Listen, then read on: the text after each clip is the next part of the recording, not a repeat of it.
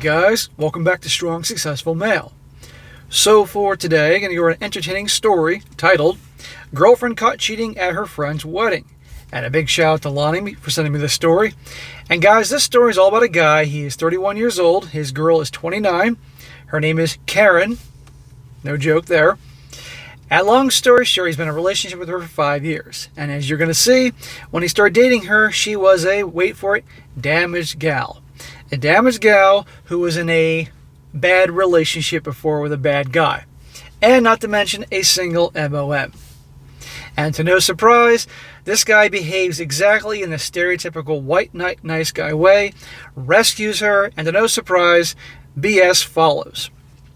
And eventually, you're going to see it goes too far and he does the right thing. However, it takes a lot of crap for him to get to the point and understand you don't get involved with gals like this.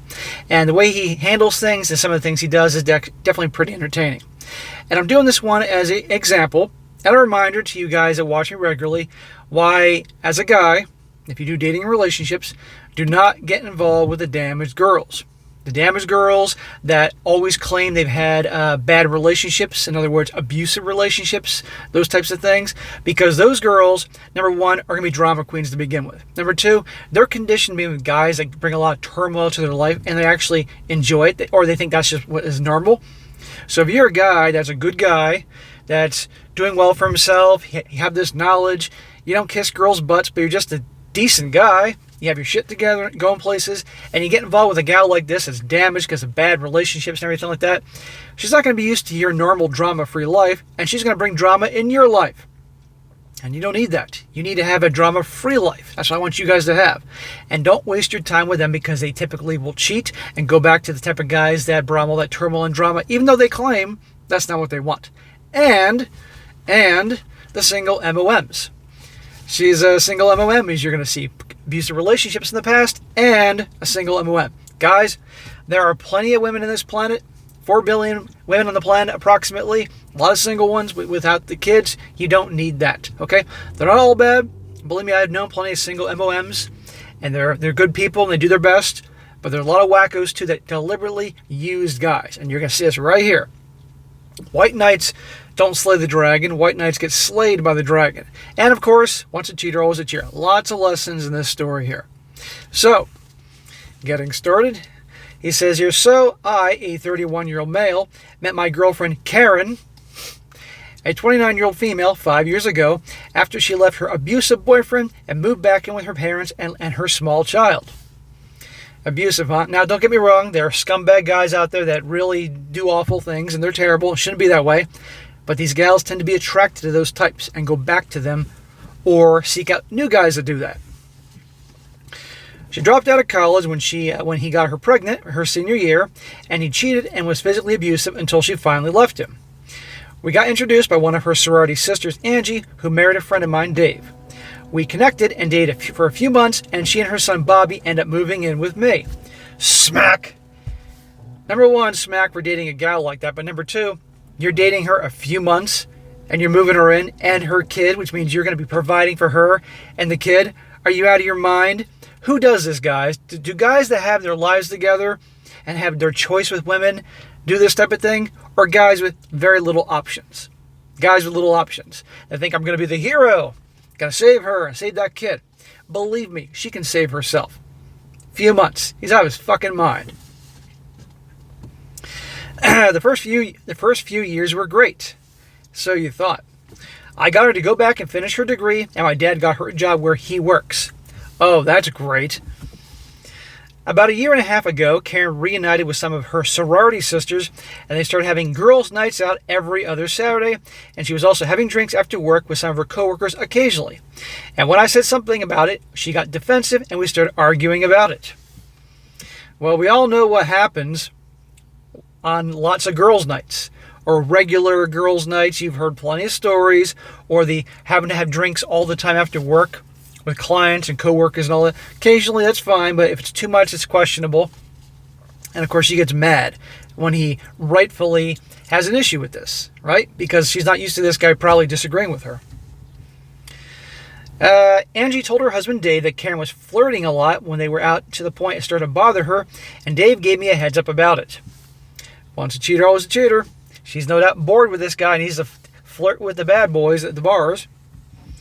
So one of the girls' nights out, I showed up at the bar and saw her flirting and letting a guy put his hands all over her. I walked up and asked the guy to take his hands off my girlfriend and told Karen it was time to leave. Dude, you should have just said no. Have a great night with your friend here. I'm out of here. And by the way, your belongings are going to be on the front lawn and your son can go stay with his grandparents. Done. End it right then and there. Honestly, he should have ended it all along. He shouldn't have gotten a relationship with her, but he should have ended the second she started doing all these girls' nights and all that and the dots are being connected.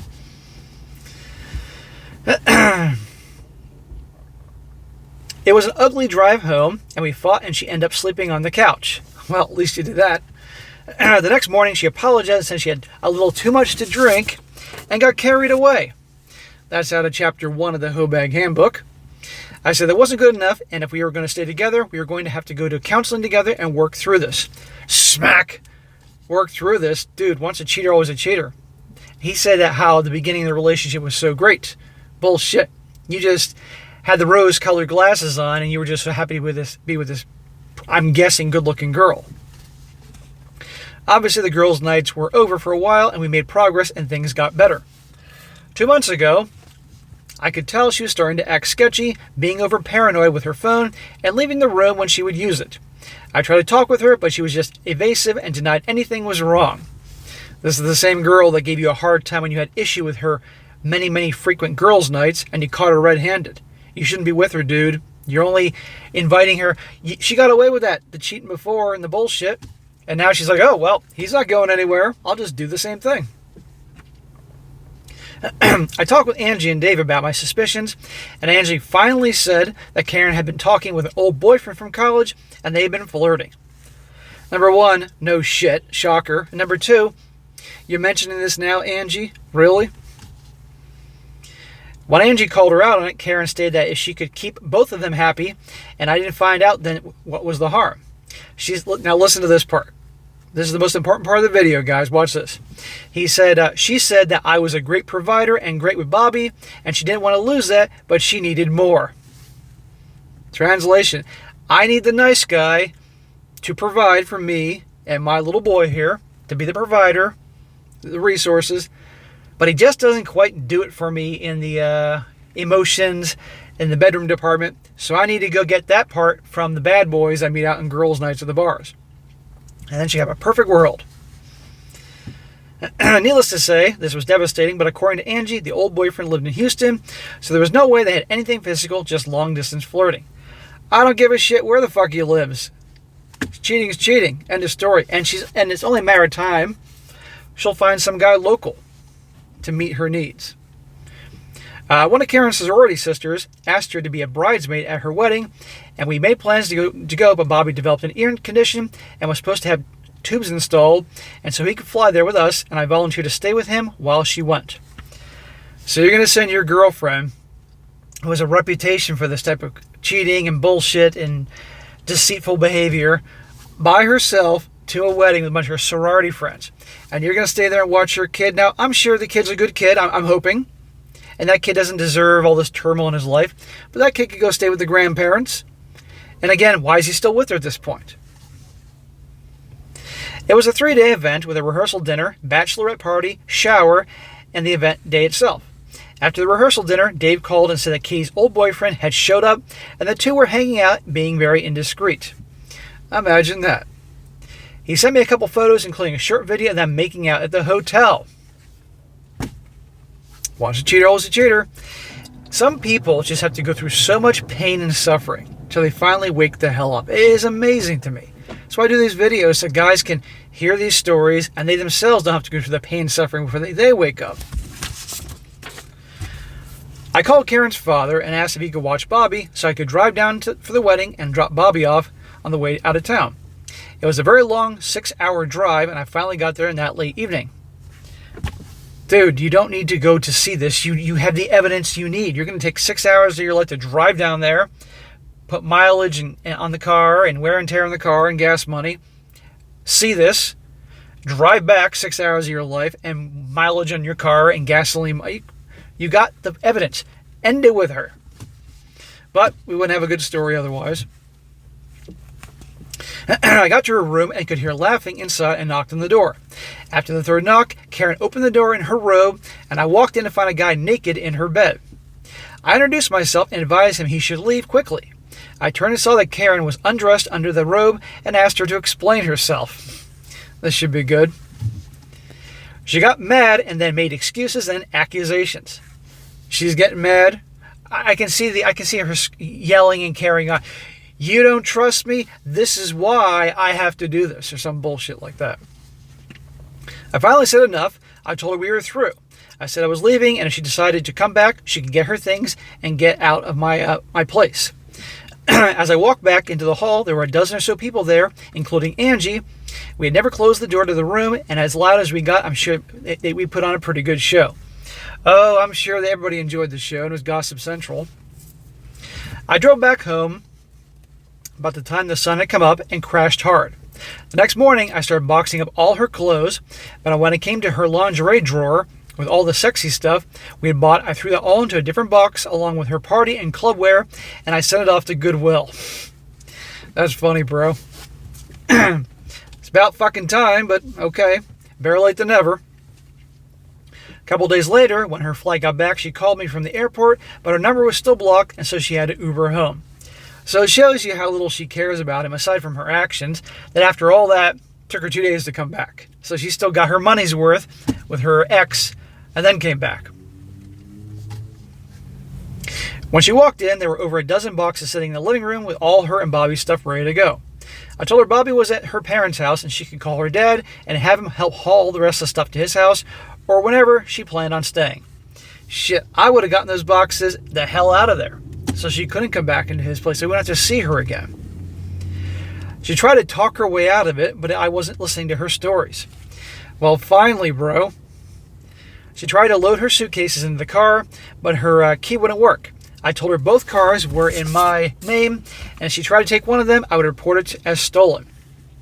So not only did this guy get involved with a relationship with a damaged girl, abusive relationships, blah, blah, blah, single MOM, months after dating, moving him in, and obviously providing, he also gave her a car. This girl, does she not have, she obviously has a job. What was she spending all her extra money on? Probably bullshit. Her dad finally showed up, and I gave him the short story of why we were breaking up. He didn't say a whole lot, but we shook hands before he left. All that was a week ago. Dave and Angie have cut contact with Karen. Evidently, our drama spilled over the next day at the ceremony and overshadowed the wedding. Karen reached out, and we talked a couple of times. Smack! You got no reason to talk to her at this point, dude. You're not married or anything. I told her there was no way back for us. Even so, she refused to give up on us. Well, of course, you're her meal ticket. Right now, I just have the hollow feeling inside. I eat, go to work, come home, and try to sleep. I'm not mad anymore, just numb. Maybe a little sad and confused on what to do next. Dude, you know what you have to do next. It's never anything to do with her anymore. And I feel bad for that kid. Because that kid, he's obviously been in the little kid, the guy telling the story here has been part of that little kid's life. And I'm sure the baby daddy, the kid's dad, isn't a part of his life, And I feel bad for these kids raised by these irresponsible, jackass single MOMs. Sorry for the long post. Talking about out loud is so hard, and it felt good to let it all out. He also said, for clarification, the guy at the wedding was not her ex and Bobby's dad, just a guy she's dated in college. Well, I'm sure she's dated many guys in college. And he says she was actually in a very physically abusive relationship with Bobby's dad. That included a couple of ER visits. The last one, Angie, was the one that drove her to the hospital. So that was nor hearsay. The cheating, I have no proof, nor does Angie, just Karen's story. See? So guys, before I go into I'm going to go in the comment section in a second, and he responds to a bunch of comments, so there's more to this. But can you see here, if you're new to the channel, and you do dating and relationships, and you've had the habit of being that nice guy savior and saving the damaged girl, can you see here, yet another story, it doesn't work.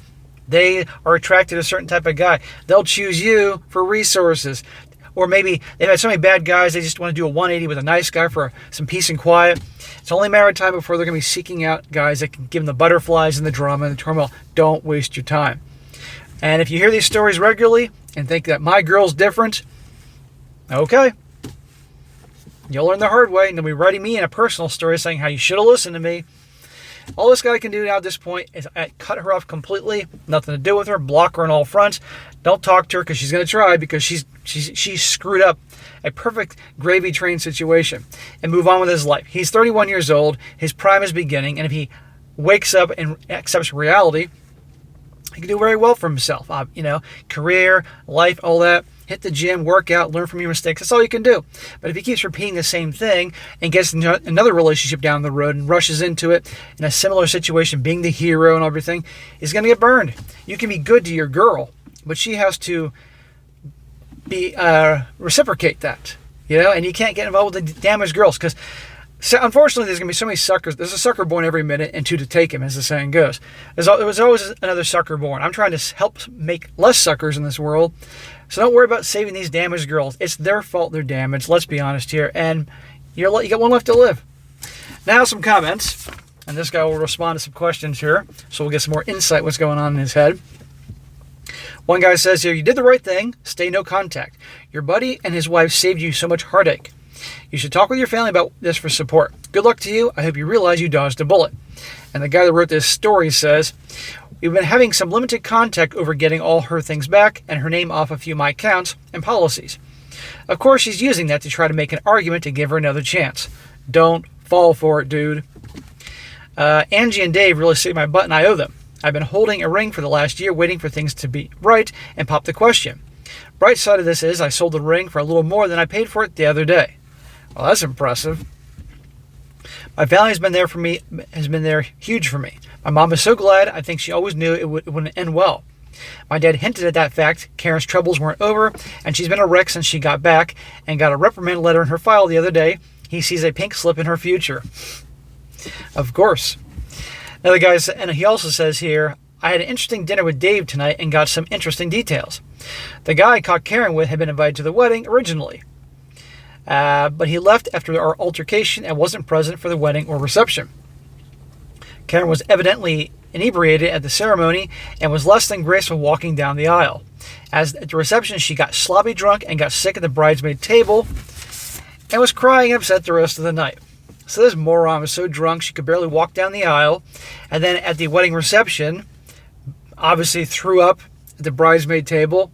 I mean, I've been to, unfortunately, a few weddings where I've seen some really drunk idiots there. I mean, it's like you can't keep it under control for the fucking wedding people.